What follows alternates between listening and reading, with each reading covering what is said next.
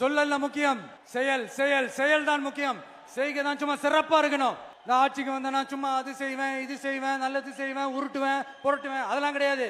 செய்யறதுக்கு நல்லது செய்யறதுக்கு மட்டும்தான் இந்த விஜய். அப்புறம் ஒரு அரசியல் தலைவன் அவன் சினிமாக்காரனா நல்லவனா கெட்டவனா இதெல்லாம் தாண்டி அவன் உண்மையானவனா, அதுதான் ரொம்ப ரொம்ப முக்கியம். இது சம்பந்தமா ஒரு குட்டி கதை ஒன்று சொல்றேன். ஒரு நாட்டில் ஒரு ராஜா தனக்கு பக்கபலமா இருக்கிறதுக்காக கூட துணையா இருக்கிறதுக்காக ஒரு தளபதியை தேடுறாரு. சரியான தகுதிகளோட ஒரு 10 பேர் செலக்ட் ஆகுறாங்க.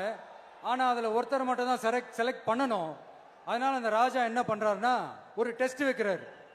அந்த 10 பேர் கையிலையும் விதை நெல்லை கொடுத்து இதை நல்லா வளர்த்து கொண்டு வாங்க, ஒரு 3 மாசம் கழிச்சு வாங்கன்னு சொல்லி அனுப்பி வச்சிடுறாரு. 3 மாசம் கழிச்சு வரும்போது அதில் ஒருத்தர் ஆளு உயரத்துக்கு வளர்த்துருந்தாரு, ஒருத்தர் தோல் உயரத்துக்கு வளர்த்துருந்தாரு. அதில் ஒரு 9 பேரும் நல்லா வளர்த்து கொண்டு வந்திருந்தாங்க. ஒருத்தர் மட்டும் வெறும் தொட்டியோடவே வந்தார்.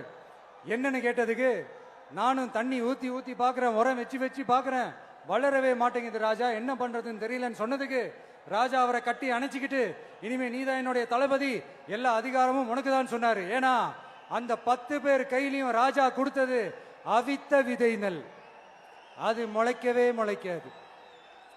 அந்த 9 திருட்டு பயலும் என்ன பண்ணிருக்காங்கன்னா வேற விதை நெல்லை வாங்கி அதை வளர்த்துட்டு ராஜாவையும் மக்களையும் ஏமாத்திருக்கிறாங்க.